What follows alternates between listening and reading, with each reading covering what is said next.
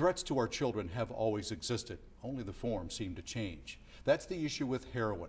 Heroin has been available for centuries, but is now finding its way into the hands of our children in cheap and easy-to-use forms. Heroin can be found as a white or a brown powder, or the black, sticky, tar-like substance known as black tar heroin. It is the most addictive of the opiate family of drugs. And an overdose from heroin is extremely likely because of the purity level of the drug now being sold in the United States. Your children and our children are literally being targeted by a drug cartel that understands and is rapidly discovering that cocaine is being replaced by heroin as the drug of choice.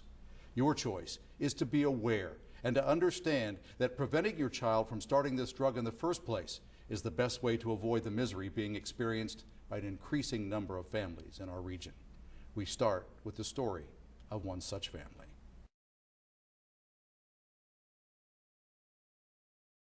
Before he started using, he was always family-oriented, always just idolized his family, and then towards the end, it was more of just about him, and he didn't want to put anyone above. He always put himself above anyone else. The family of Jesse Outhouse say he began using marijuana at age 16, moved into prescription drugs, and on to heroin. He stopped having as much to do with the family. He would always, when he was around us, he would lie all the time. He lied so much that he couldn't keep his lies straight, so he wouldn't remember them the next time he was talking to us. He'd let it slip, so we had known that he was lying to us all the time. Tried to play the tough love game with him and let him go on, thinking that maybe, if he loved us as much as we loved him, he would give it up or go try to get some help for his family's sake. But I think once you do that drug, it takes control of you, and I don't believe you ever come back from it. And I believed him. I believed every word he said. The tough love drove Jesse into the home of his grandparents. I didn't know he was on heroin, and I went in there one day and I found a needle, a syringe. And I got so angry at him that I took the syringe and I was breaking it up. I just didn't throw it away. I was breaking it up so he couldn't use it again. And I pricked my finger. So then I had to go get a hepatitis test to make sure that I hadn't got hepatitis from it. 68-year-old woman going to the hospital to get hepatitis. That would be the first of many trips to the hospital, as Jesse would overdose 4 times, only to be released to seek out his next fix. It makes you feel helpless because there's nothing you can do to help him. See him curled up in the kids, he'd be curled up in the fetal position. And just helpless. And then you'd sit there and wait for him to start coming to again, and knowing that he's not going to change anything. Jesse would eventually steal from his grandparents and at one point threaten them. I have to hide my purse underneath my pillow because he would come in there and take money out of my purse. So I stopped getting money, keeping money so that he couldn't take it. They told me, kick him out. Don't give him any money. Don't give him anything to eat. And I couldn't do it. I guess I should have, but he didn't have anywhere to go. And Jesse knew I loved him. I've always stuck by him.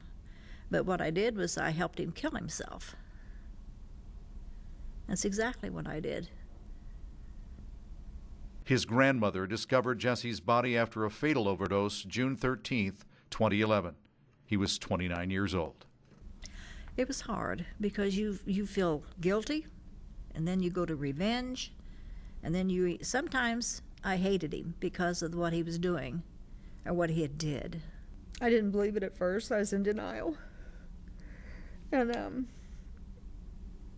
don't know, I just couldn't believe it. And then when you finally do believe it, you start getting mad because they don't care about what you feel or what you think because they keep doing it. It's remarkable that when we talk with these families, they just kind of shake their head and say, we just knew it was a matter of time. We did everything we could, rehab, counseling, family support, and there was nothing that we could do that would help him. And that is the true frightening aspect of heroin. It's that addictive that even when you have all of that support behind you, family, friends, money that they're spending to help you get off this drug, you can't. So, what is the attraction? We had this concept of heroin as a dirty, junky drug that people in back alleys were using. And believe me, that's what it turns into. But with the increased purities that we're seeing and the increased availability and the low cost of heroin, unfortunately that leads to greater availability, greater accessibility to young people, and they don't have that immediate repulsion to it. The ability to use it in ways that were not available in the past, by snorting, by smoking, those allow it to be introduced to more people. And unfortunately, they're getting caught up at very young ages. The high you get lasts 8 to 10 hours, and you can buy that high for as little as $10 a button. So that's about the cost of going to a movie today. A button is a capsule containing as little as 1/10 of a gram of heroin. Unless you're a chemist with access to a lab, you're not going to know what truly is in that button of heroin. You're not going to know, first of all, the purity level of the heroin itself. In the 1970s and 1980s, the purity level of heroin was found to be typically 18 to 22%. And last year alone, in the St. Louis metropolitan region, the DEA is finding heroin, street-level heroin, typically in the 35 to 45% range. We have discovered heroin being sold on the street even at the 90% purity level, which is lethal in a small amount. Investigators are also finding heroin cut with everything from simple flour to drugs like Vicodin or fentanyl. What the drug does is works on the central nervous system as a depressant, it slows your system down, and eventually you just stop breathing. Or they call it the nod. It's one of the signs or symptoms that somebody is using heroin. When you see them on the nod is the slang term, and that's where they enter into a dreamlike trance, what they call euphoric trance, and they nod off, and sometimes they don't wake up.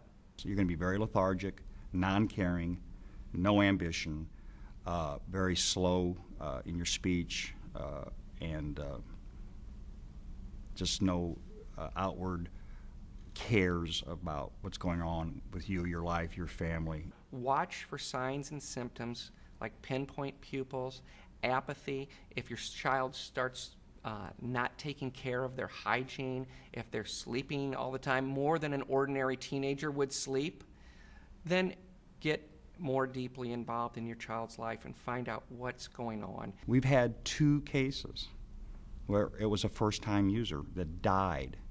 They just didn't overdose and they got them to a hospital. They died the first time they used it. That has to be the warning that's out here for people. This is a dangerous, dangerous drug that you're dealing with. Be aware that heroin is in your high schools and could be in your middle schools.